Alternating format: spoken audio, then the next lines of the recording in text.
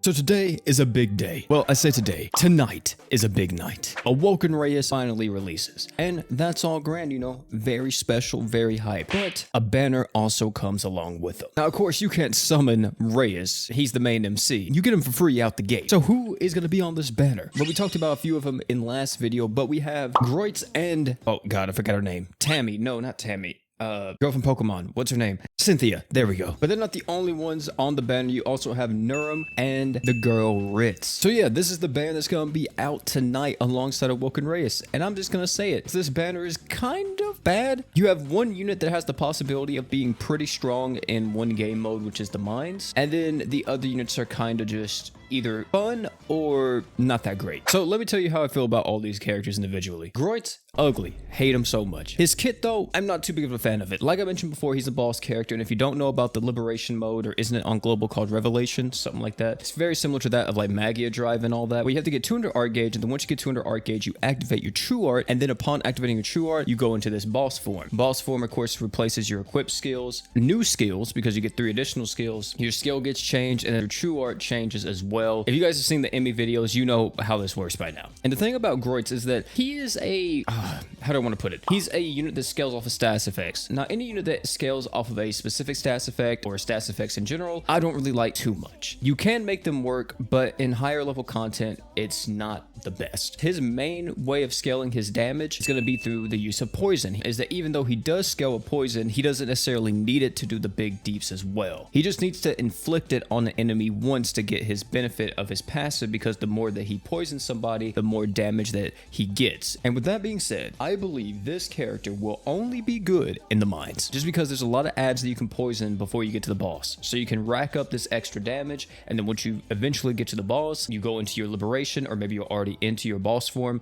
by that point, and then you blow up the boss like you see in this clip here. Next is going to be the girl Cynthia. Now Cynthia, I'm going to keep it a whole $150. This is just a fun character. There's nothing else to really say about this. And as for the other 2 units on the banner, let's talk about Nurum first. So Nurum is mainly a PvP unit, and I think even whenever RTA comes out, but like who knows when global will ever get that. I don't know if she's going to be really useful in that, but pretty much her whole gimmick is that she's able to revive the whole team once, which is cool, but there's no real point in reviving. And I think that reviving as a mechanic maybe needs to get looked at, because reviving isn't good at all. Like if you die, it sucks. The only revive in the entire game that's actually like pretty decent is like the Blessed Necklace revive, because I feel like it works differently, since you don't die whenever you have Blessed Necklace on. You just instantly go back to full health, or go back to what, half health. It just prevents you from dying, right? Compared to something like Fina's revive or Thetis's revive, where the unit has to physically die, and whenever the unit physically dies in the game, that means that they lose all their buffs. If they're a stacking unit, they lost all their stacks, they lose all their arch,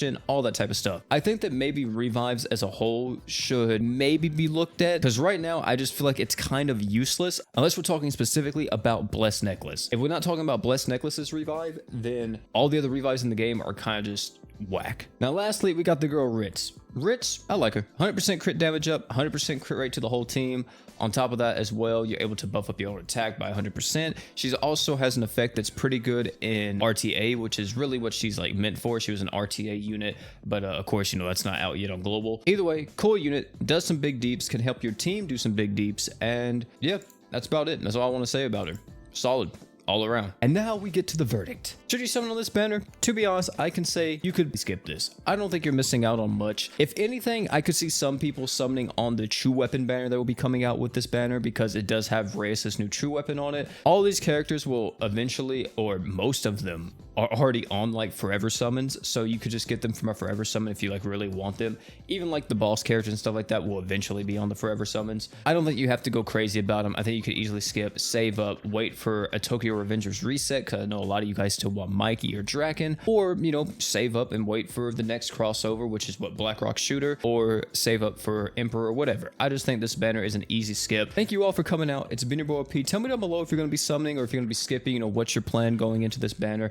Also, tell me down below if you guys are ready to tackle the new fight with Awoken Reyes and all that. Also, if you want to, give me a few heads up that I need to maybe look out for, because I'm going to be going into the new boss fight blind tomorrow. We're going to be recording it for a video, so don't spoil the boss fight for me. But if you want to tell me like something that I should maybe look out for, hey, let me know, and I'll definitely be looking at the comment section to get some tips from y'all. Thank you all again, and last but not least, don't forget to drink water.